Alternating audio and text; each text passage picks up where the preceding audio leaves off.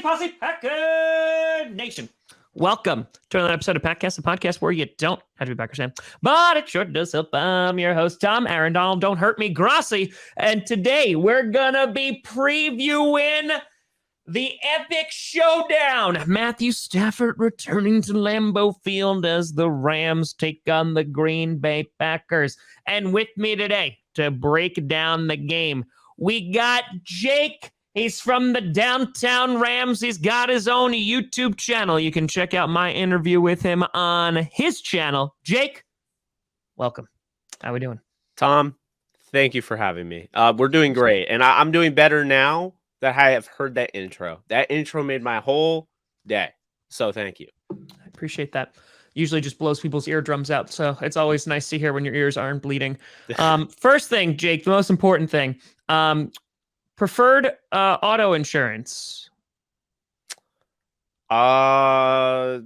Trick question here. State Farm. Okay, good. I just wanted to make sure. Okay. We were just going to make sure. Just because you're wearing red today too, and when I said Jake from Downtown Rams, it almost came out as Jake from State Farm. No, and I was just like, and again, I don't even have State Farm. I don't even use them. I use Geico. No, Sorry, State Farm, you're too expensive. Yeah. But no, I hear you. I have Progressive, so. So you just told me what I wanted to hear. I like that. Well, right. I knew. Yeah, I knew. Perfect. Well, Jake, listen, we got a matchup coming up. And I know you talked about this on your channel, and it's a game that both teams are kind of searching for that win, because this is going to have implications for the seeding come January, where is the final week of November. And as we get into that December-January long haul, that's where these playoffs are going to come a little bit more in focus. So I kind of want to get just your perspective. You guys make a big blockbuster trade in the offseason, trading for Matthew Stafford, basically saying, what's a first-round draft pick? Just, we don't need any of those. What are your thoughts, when you ship Jared Goff off? Obviously you've been a fan for a bit now, so you've seen, like, you drafted Goff, you developed him, or at least attempted to go to a Super Bowl with him. You ship him off, you bring in Matthew Stafford. Kind of, what is the feelings on that, when you're going through that transition? Yeah, it's sad that it didn't work out with Jared Goff, but I mean, I'll be honest with you, I was a Wentz guy, so I wanted Wentz to begin with. But Jared, he worked his way. Started 2016, 7 games, looked like Troy Aikman. That's not a good thing, because Aikman's rookie year, he went 0-7 as well. So, then he comes back, he goes to the playoffs, and then they lose in the wild card, and then the next year they go to the Super Bowl, and you're thinking, okay, well, the next year after that would have to be a Super Bowl win, right? Sure. And then 2019, Vic Fangio, thank you so much, and Bill Belichick laid out the blueprint on, hey, here's how you beat Sean McVay and Jared Goff, and everyone watched, listened, what have you, and he was not the same quarterback in 2019, and then 2020 showed some promise early on in the season, and then it just kind of fell out, and it was when the glass shattered, and you knew, like, it was no longer like, oh, get rid of Goff, he's a bum, because everyone says that, right? There's all these, fans will be like, oh, get rid of Aaron Rodgers. Like, fans get really mad and they say things that they don't mean. Sure. Here's the thing, though. The Dolphins game last year in 2020, when the Rams held Tua Tagovailoa to under 100 total yards of offense, and they dominated the game, and Goff turned the ball over 4 times, and they lost by 11. That was the glass shatter, and be like, I want to see John Wolford. He can't be this bad. There's no way. And then, sure enough, McVay never had it in his mind. Like, people started asking him the questions, which I love. Shout out to the media for kind of pushing it. And he was like, no, we weren't thinking about benching him. Later on in the year, he gets hurt against Seattle. Wolford comes in for the Cardinals game, week 17, to send them to the playoffs. I say it, but they already clinched because you guys, beat the Bears. Anyway, but, he plays a good game against the Cardinals after throwing a pick 6 on the first play. And then they're excited to have him against Seattle. And in the wild card game, he looks good to start. And then he gets concussed and he's out. And then all of a sudden, that quarterback controversy again. It's, Jared Goff with 9 fingers. Yep. And he ends up playing pretty well. But Sean McVay was already like, I had seen enough. I had seen Wolford and his mobility and his ability to extend plays, his ability to work off script. And so Then Matthew Stafford becomes available. There's all sorts of buzz about Rodgers becoming available and Deshaun Watson. Yeah. And, I'm sitting there like, I just want Trey Lance and, to probably keep Jerry. Like, I don't think that they're probably going to go out and get those guys. I know that they could, but I just didn't feel like it was going to happen. And then it started to feel real. And I was getting texts like, this Stafford thing might happen, so get ready. And I was like, okay. Yeah. And all of a sudden, I'm live and they announced the thing. And I'll be honest with you, I respect the hell out of the Packers. I've been a huge Stafford fan for years. Oh, I love Stafford. I love Matthew Stafford. Aaron Rodgers would say he loves Matthew Stafford. Oh, yeah. He's just a well-respected player, well-liked. And I don't have to tell you, you've seen plenty of Lions games. He didn't really have everything around him. No. So it felt like, it felt to me like him going to the Rams was not only like that was the final piece to the puzzle, but the Rams could have won a Super Bowl with Jared Goff playing the way he was in 2018 and 2017. Sure. This to me was like different. This was almost overkill. Like they didn't need Jared Goff from 2017-18. They just need Jared Goff to stop turning the freaking ball over. Yeah. That's really what it came down to.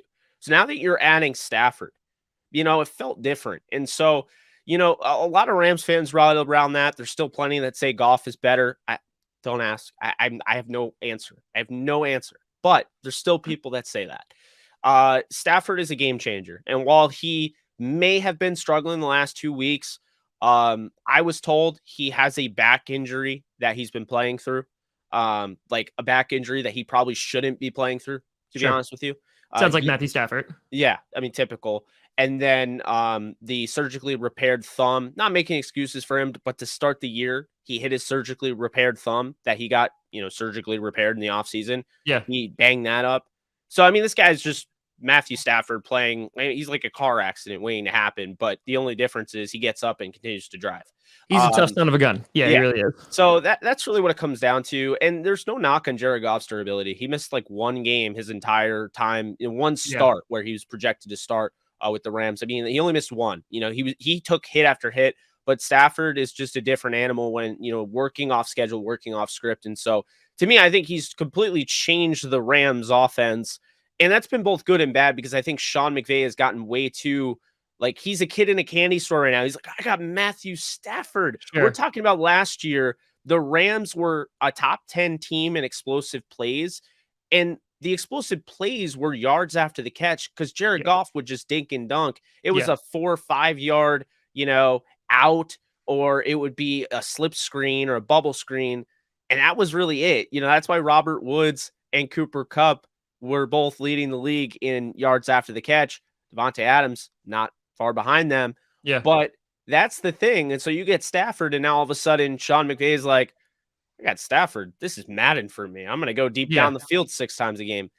I don't know how conducive that is to winning football when you go away from your original recipe. So it is amazing to have Stafford. He's already thrown more touchdowns than Jared Goff did all of last season. But, we're starting to see, Jared, like, it's not Stafford's fault that he's so good. It's Sean McVay needing to be like, all right, chill a little bit. You're going away from the play action. His, modified West Coast style offense has been very play action based. Yeah. Obviously, most West Coast style offenses are. But he's gone away from that. They're 27th in the league in play action right now. I'd like to see them get more into that, but Stafford is exactly what the doctor ordered. And, that's who they have at quarterback. And you have to feel good if you're a Rams fan. And maybe not, the last 2 weeks, but, I think things are obviously going to turn around for, more of the earlier portion of the season. Well, I think there's a lot to dissect there because I think the mentality is the Rams have kind of been held up as like this beacon of, or this representation of being all in. I mean, they're tweeting out, gifs of it as well, like saying that they're all in. And, you see it with Matthew Stafford and you're like, okay, like we're kind of mortgaging the future a little bit, because like, we're selling off these first round picks, what have you. And then you bring in Von Miller. And then you bring, which you got for like a decent price too. Like, I don't think you were ripped off by any stretch of the imagination.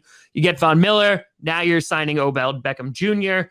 And like, is that the mentality that like this year, like truly is like a Super Bowl or bust? Is it that kind of the mentality as the season has gone on, because you've said this too, like the defense, which is still good, is not where it was last year. Yeah. Right. For a litany of reasons, whether it was because you had people leave, whether it's because of coaching leaving, what have you.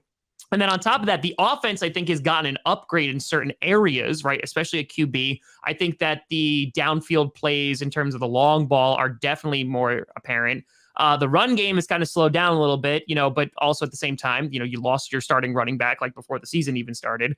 So for you, like, is this a season where it's, hey, we are going to like just put everything on the table. We're going all in and like, let's just do everything we possibly can. Screw the cap, screw the draft picks, just to hoist a Lombardi at the end of the year.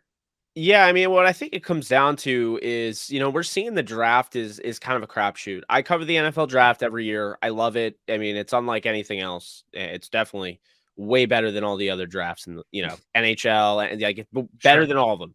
But the fact is this, it's not necessarily you need more picks to, make sure you hit on guys. It's that the success rate and the hit rate is not as high as going out and getting a Jalen Ramsey and going out and getting a Stafford and going out and getting Brandon Cooks and, Dante Fowler Jr. and, Von Miller. Like, they want that, and honestly, what they've been doing, and they're not going to do it this time because Von Miller was a later trade, but what they've been doing actually is grabbing these guys and then getting compensatory picks for them. So it's almost like, a helping hand where, then they get a 3rd round pick for a guy they traded a 2nd round to get. Not a bad thing, So they've been living and dying by the lease program. Yeah. They've been living and dying by the compensatory pick thing. They're going to get another one this year for the hiring, the Lions. They hired general manager, who was originally, he was like the 3rd in command for them, Brad Holmes. Yeah. They hired him, so they're getting another pick. They got a pick last year. They'll get a pick this upcoming season.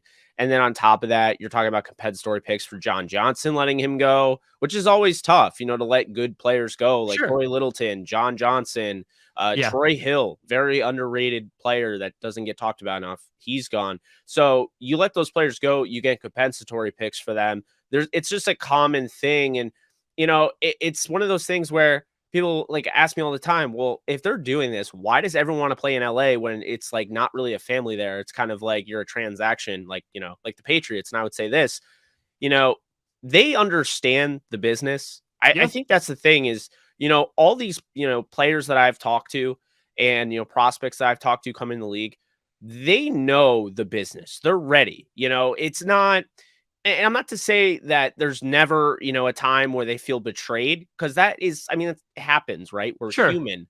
But for the most part, they're conditioned to be aware that their house that they're living in LA might become a quick sell, and they have to move to Green Bay, or they might have to move to Florida, or they might have to move to Michigan. I mean, that's a real thing in the NFL.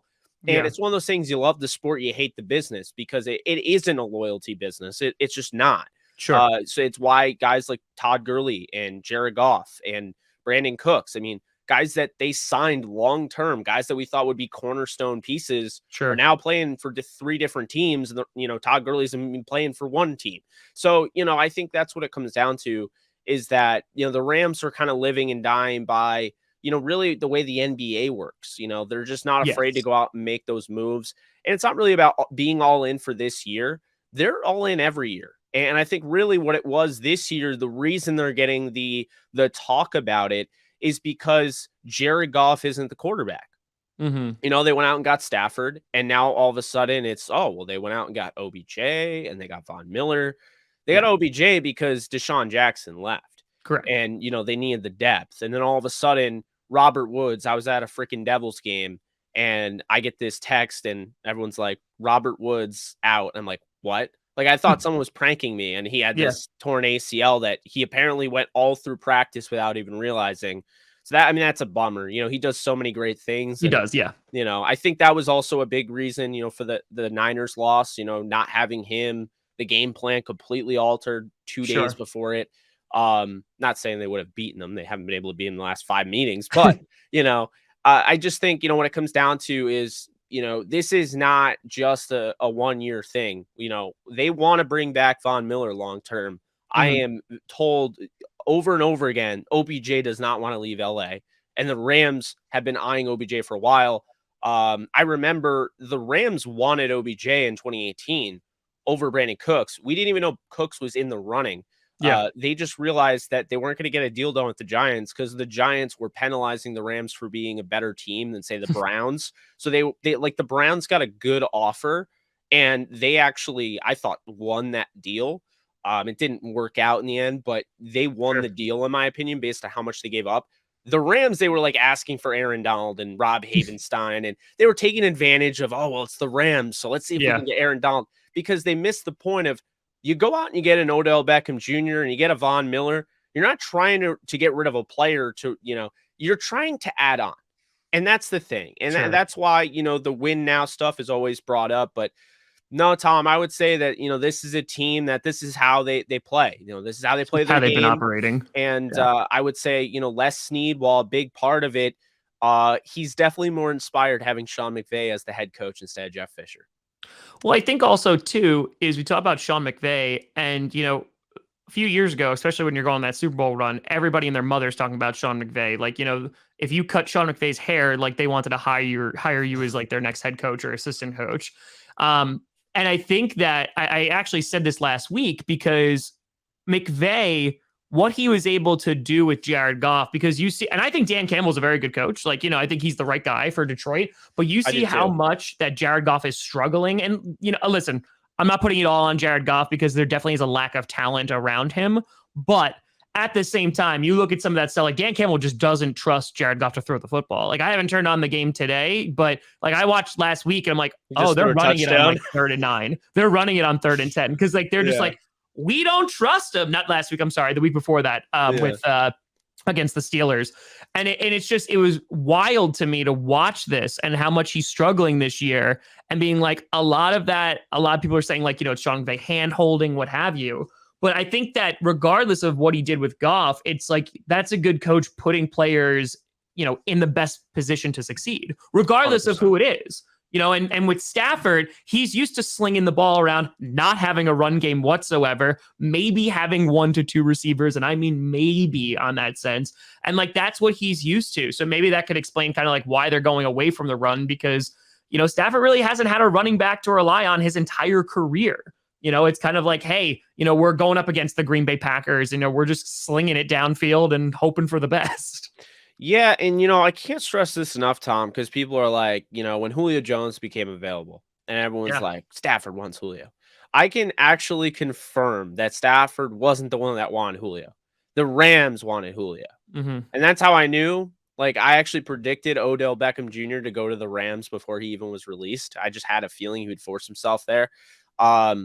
And I knew that because the Rams had already shown interest in getting Julio. The problem was they were going to have to trade either 1 or 2 of Woods and Jefferson. And that's just not like, that wouldn't have been a good move. And plus Julio's never healthy, as you're seeing this year. Correct. So, it would have been just disastrous. So to get Odell for nothing, and then potentially get him next year and to get Von Miller next year, like, I think this is the right way. But when you're talking about Jared Goff, this is somebody that, again, I talked about, the toughness. They love that about him. And that's the thing, is that the reason it took so long for him to get replaced is that he doesn't get hurt. And that's a good thing. I don't want him to get hurt. But he played through that dislocated thumb. I mean, I don't even know how he was playing through that. They lost against Seattle, but he stuck it out, and did that and relocated it in the middle of a play, which was ridiculous. But he has a lot of toughness, and it's the arm talent with Goff. It's really, he doesn't have anything like missing as far as an average starter in the league. Sure. It's the fact is he doesn't go through his progressions quickly enough. He doesn't have the wherewithal in the pocket. So if you don't have a really good left tackle, good night. And that, I think, is a big thing for the Lions, is that Taylor Decker's been on and off with health all year. Not having that, having a rookie there, regardless if it's Penei Sewell or not, Jared Goff is just not as comfortable, besides having like Whitworth, Sure. at left tackle. So I think that's what it really comes down. Obviously the weapons, but McVay did put him in position to succeed. I would also say there are times where, McVay isn't really doing it this year with Stafford because it's Stafford, but everyone knows, I'm sure you heard many times because Chris Sims brought it up and then everyone would not stop talking about it, was Sean McVay talks into Jared Goff's ear. And it's like he does, like, but most teams in the league do that. I don't know why, Yeah. like, Goff was like, oh, well, he's the only one, but I do think he overdid it. Like, I think Sean McVay knew his limitations when he realized in 2019, okay, he hit his ceiling in 2018. He's not going to get to that level. Something, either, clicked in his head. Like, he's not good enough to get to that level. Yeah. And so, I think he overdid it with, making the calls, in the helmet. I think he overdid it because he would give him all sorts of things to go through. And I know it sounds crazy, but I really feel like that's when the struggles became just average to good, like quarterback into like average to bad. And that's when I noticed that. Well, I think it's a little bit of like if you are, just to kind of give an analogy here, Yeah. like if you are basically having training wheels like the entire time, right? And in the training wheels in this sense would be Sean McVay, like, yeah, he's riding the bike, but when things start to go wrong and you don't know how to ride it, like, and people are figuring out that you're on training wheels, that's going to be a problem, and then because if there's no able to adjust, there's no way to get away from that and like evolve. Yeah, then like they just need to figure out McVay and they're going to figure you out. And then like, that's going to be a huge issue. And I think, I think Sean McVay is a very good coach. I think that I think he just deserves credit because, whether or not he did it too much, I think the fact that you're able to take a guy like Jared Goff to the Super Bowl, and put him in those positions, I think is a testament to his coaching ability. And I think like that it's just so interesting because it's one of the most interesting things I love to think about is about like QBs, where they end up and like if that like that makes or breaks their career. I mean, like you look 100%. At like a Mac Jones, for example, like a Mac Jones who's doing well in New England. You put him on the Jaguars, I don't know if he's doing well. You put him on the Jets, I don't know if he's doing well. Maybe in San Francisco, he's able to find some success, but I think that's just good coaching because you're allowing your players to succeed. No, I definitely agree with you there. And I would say this, I think there were times where, Jared Goff, he did have to make big time throws and he made them, down the stretch. And, I do think it's a fine line between being real and like calling it like it is and kind of going overboard and kind of hating. And I feel like, the Rams fans in general just haven't figured out how to deal with something like this because, it's kind of the whole thing with Sam Bradford. Everyone kind of loathed Bradford because he didn't, actually work out. But if you really look at it, he wasn't that bad of a quarterback. And there were times where he was a better thrower of the football than Goff. And, everyone forgets the one year he was second in passing. And the reason everyone forgets about it, he tore his ACL against the Carolina Panthers when they were about, I think, 5-4 or 5-5. Like they were probably the best they had been under Jeff Fisher. And Sam Bradford tears his ACL. The offense was buzzing. And on top of that, he was second in passing. The reason no one talked about him is because that was year Peyton Manning had 55 touchdowns. So, he actually was having a pretty good season and he tears his ACL and then tears it again they paid Jake Long $8 million. Keep in mind at the time, $8 million for a tackle was like, whoa. And they paid Jake Long a lot of money and he gave up a sack that ended up tearing Bradford's ACL the next year in preseason against a third string rusher. So after that, it was like they traded him for Nick Foles and all these Rams fans were trying to tell Nick Foles. And all I was doing is when I heard Les Snead say it was either Nick Foles in a second or Bradford in a first, I was like, you chose Nick Foles in a second over a first round pick? Like, are you out of your mind? And so, that's a whole different story. But I just kind of my point is that, with Jared Goff, like the Rams fans really haven't kind of adjusted to it. It's almost like they're kind of clowning on him. And for me, I'm rooting for him in this game. Like, I hope he beats the Bears and I hope, I know you don't because you want Nagy to stay and not get fired. And if he loses to the team that hasn't won yet, that's probably the end of the days for him. But, I like Goff. He's a good dude. Did a lot of community work around LA and area. He's a likable guy, but he wasn't what Stafford is. And that's really what it comes down to. Stafford is a massive upgrade. And anyone that doesn't think that's the case is just kidding themselves. Well, I think, looking ahead to this season, what a lot of people thought was that the NFC West was going to be the most talented division in football, right? In which you had the Seahawks who are going to be buzzing around, 49ers are going to be all healthy again, right? And then you're going to have the Rams, and then you're going to have the Cardinals who, people were like, okay, like maybe they'll do all right, what have you. And then what's happened is like the Cardinals have gone on like this stretch, and then the Rams, are fighting there for second place. And, being in this division where the 49ers are still going to play you tough, the Seahawks are still going to be able to play you tough. How important does it come down to like this Sunday against an NFC opponent? Because I would assume, because you still have a date with the Cardinals, like a first round bye and a first seed is still like, on the horizon for you guys.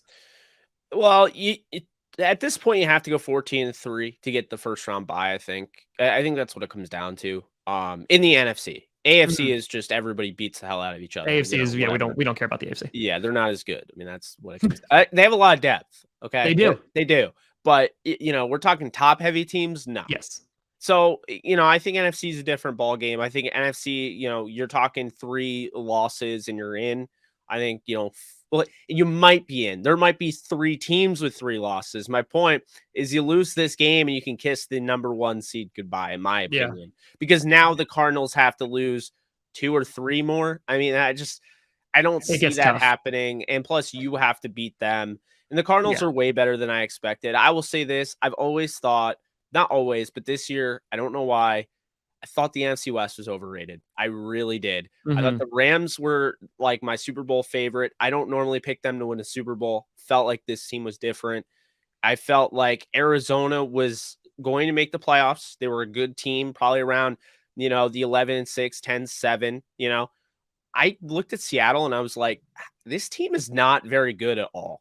And they've been doing this for years. They've been fooling people over and over again because Russell Wilson is just the cockroach. He just won't die. And it goes back to, Matt Hasselbeck. I mean, the Seahawks haven't really had tons of great rosters. They had that stretch with the Legion of Boom, which gave them the reputation that they do. But in reality, the way they build their rosters is very odd.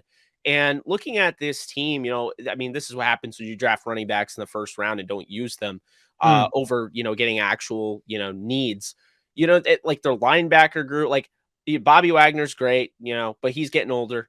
They spent all of that capital to go out and get Jamal Adams, who is a glorified edge defender. I don't know what they're doing. And now Russell Wilson he's starting to struggle. So it's like, if he doesn't get back into the swing of things, which he could, but if he doesn't, they're 3-7 right now. I mean, you have to imagine they lose another game, they're completely done. Yeah. And then you talk about the Niners. The Niners, they're one of those, like if they played the way they play against the Rams every week, they would win the Super Bowl. But the fact of the matter is that they're very inconsistent. Yeah. So really, I look at this as a 2-team race. I'm not ruling out the Niners to sneak into the playoffs and do some damage. That's not a team you want to see in 7th seed, as a 2 seed, but you could. And I think those 2 teams, the Rams and Cardinals, are top. But going to your point, they absolutely. This is a must win. Losing 3 straight as well. We talk about Sean McVay panicking in the game on my show earlier. Sean McVay panics when they lose 3 straight. Yeah. That's going to happen. And I mean, I don't want to see what ends up happening. I understand they'd have Jacksonville next, but think about this. Jacksonville, they beat the Bills. They did beat the Bills. What if you went in, you got all, high and mighty, you're back at SoFi, and you lose to Jacksonville? Your season's done. You've lost 4 straight. Then you have Arizona.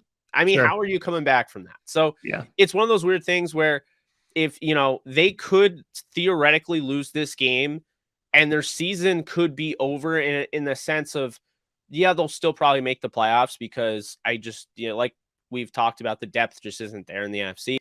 But, to have to win a Super Bowl, you really need that. I mean, I understand the first year, the 7 seeds they use that new playoff format, and you get a 5 seed that goes through the gauntlet, and Tom Brady and the Bucks. But that's not going to be a common occurrence. It's just not. He went up against, what's his face, the quarterback for Washington, Oh, Heineke. Heineke. Yeah. I mean, Heineke even played well, but he went up against, Heineke, and then he went up against the Saints with Yep. Drew Brees, who was pretty much retired. Like while he was playing, he looked like he was just on his way out.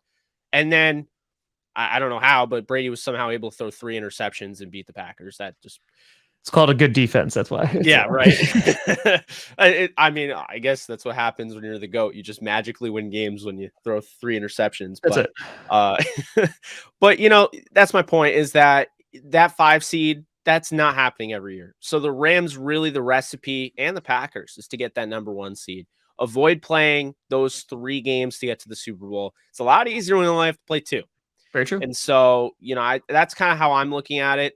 And I do think, anybody that is serious about the Super Bowl, as long as you're not like a participation trophy person, and you shouldn't be if you like the Rams and the Packers at this point. But, you have to win this game on both sides if you want to get that number 1 seed. So I think it's imperative for both sides, but I definitely think, a tougher division than obviously the one the Packers are in, definitely does have some impact as well. Yeah. Yeah, I think so too. And, we talk about kind of like the Packers have been through so much adversity already and finding ways to win. And I think that is like how you build a Super Bowl team. I think it's just a matter of now, as we start to get into December, it's all about seeding and just trying to find the path of least resistance to that Super Bowl. And Sunday is a big deal. So, I mean, I know we did like score predictions and everything on your channel. Just kind of wanted to go through just for viewers here, kind of like, what do you think the Rams have to do well in order to secure the win on Sunday? Well, the Packers get off to slow starts. Everyone that watches the Packers know this. So the Rams have to get off to a quicker start. I mean, Yeah. that's really what it comes down to. If the Rams can get off to a quick start, then Sean McVay is less likely to panic. You're not going to panic when you're leading by 7 or 14 or 10 or, you're not. But Sure. you are going to panic if you're down in the second half. And Sean McVay has about 6 second half wins in his entire career. He's like 6-30 something. Like, it's bad. Yeah. Like, so everyone talks about, oh, he's undefeated. He's 43-0 at halftime. Sure, but it's after half. yeah, like if he is not leading at halftime, Yeah. he's like 6 and whatever, So it's not very good. They don't want to be in that position. They have game breakers on their defense that can take them out of that position, but to kind of lean on an interception on Aaron Rodgers of all quarterbacks is kind of ridiculous. And on top of it, this is a coordinator or former coordinator and head coach, play caller that just will abandon the run. So, it always kind of leaves teams open. I mean, you could go back and look at the Houston game. Sure, the Rams absolutely dominated. They're up like 38-0. Houston scored 22 unanswered to close out the game. They don't finish games. So that's a big concern of mine going into this one, is that they could be, if they are leading, they could let Green Bay back into it by playing that really stupid shell coverage where you're, I don't like that. So Rodgers will pick that apart all day as well. So I think the Packers have every sort of, I mean, it does not matter who's hurt. They still have so many weapons that can beat you. Sure. MVS is an equalizer. That's what I call, guys that can go over the top like that. Equalizer. Oh, you just had a 10-play drive? Well, we just nullified that in one play. Having those guys is imperative. The Rams have one in Odell. The Rams have one in Van. The Rams have one in Cup. I mean, sure, it's important to have those guys. And, I think that's really what it comes down to. The Rams have to start off fast. They have to get off to a lead. They have to carry that in at halftime. I don't know who's going to win the coin toss. The Rams were really good at it. All of a sudden now they suck at it. I don't know what constitutes sucking at a coin toss, but they are. Yeah, but they just suck at it right now. But in the second half, though, I don't know if, are they going to defer? Are they going to get the ball? Are they not? Like that, I can't tell you, but I can say that, this team needs to have some sort of an adjustment, because that defense that came out against the Niners on Monday Night Football, if that comes out against, freaking Aaron Rodgers, it's going to be a bloodbath. Because, I mean, you look at it last week or 2 weeks ago, Jimmy Garoppolo had the most dink and dunk performance I've ever seen. Yes. I mean, it was like that guy that is on, you have a group project in college and you have a bunch of these people with 4.0 GPAs and you have like a 1 and you're about to drop out, but you're on that team, so you don't have to do anything because you know they're going to do all the work. That's literally Jimmy Garoppolo in that game. Like, he didn't have to do a thing. He just would, guy was open, just hit him. But Rodgers isn't that type of quarterback. Like, he doesn't need to dink and dunk. He can make any throw on the field. He can extend plays. He can blow them up if they want to keep, playing that far off and they say they get some good coverage downfield. Rodgers will scamper for 12 yards, pick up the first down. So, they're a team that, they can get beaten just off the fact that they're trying not to get beat. So they're playing this bend, don't break. If you don't think Rodgers can break your bend, don't break defense, I don't know what to tell you. Like I said, I do think the Rams win this game, but the big way they're going to do it is getting off to a quick start and hopefully realizing that playing that bend, don't break defense, you could play it, but they're playing too far off, guys. On 3rd and 18, any Rams fan is sitting there like, oh, they're going to give up 19. We just know it. Like, that shouldn't be the case. And it is. So we'll see if they make adjustments, but that's a key there. And then seeing, Odell Beckham Jr., if he can get things going as well. Because, I mean, he's a game breaker in himself. When that guy gets the ball in open space, he's lethal. And I don't know if they'll use him in the return game at all, but it will be another dynamic. And, we'll see. But definitely getting off to a fast start is imperative for the Rams in this one. Yeah, I think either way, like it's going to be interesting to see because there's a lot of similarities between the teams, kind of just where the first mistakes are going to be made. And I think it's a matter of we start slow. If you start slow, it might just come down to like the second half just being like an all-out shootout. But either way, buddy, it is going to be a fun game. And there's a reason why it's America's Game of the Week. But Jake, I really appreciate you coming on and talking some Rams with me. Can you please tell the people where they can find you and all the things that you do? Absolutely. You can find me at JK Bogan on Twitter. You can find me, just look up Jake Allen Bogan on YouTube. I'll pop up. It's the 85% Rams, whatever channel. I don't even know what I put, but that's what it is. And you can also find my stuff, Downtown Rams as well. I write for the Game Day NFL, so I have, I think I've written about the Packers before. So just throwing it out there. I'm not, just Rams. And I do really respect your team. So you're not on my hate list. You're far from it. If I had to pick a team in the NFC, it's probably the Packers when they're not playing the Rams. Not going to lie. Nailed it. But yeah, I appreciate you having me, Tom. It's been a pleasure. And, may the best team win. And regardless, if the Rams do not win, bring home the number 1 seed. We're going to try to. We're going to try to, buddy. Jake, I appreciate it. Folks, thank you so much for watching. I'm Tom Grossi. And as always, go Pack, go.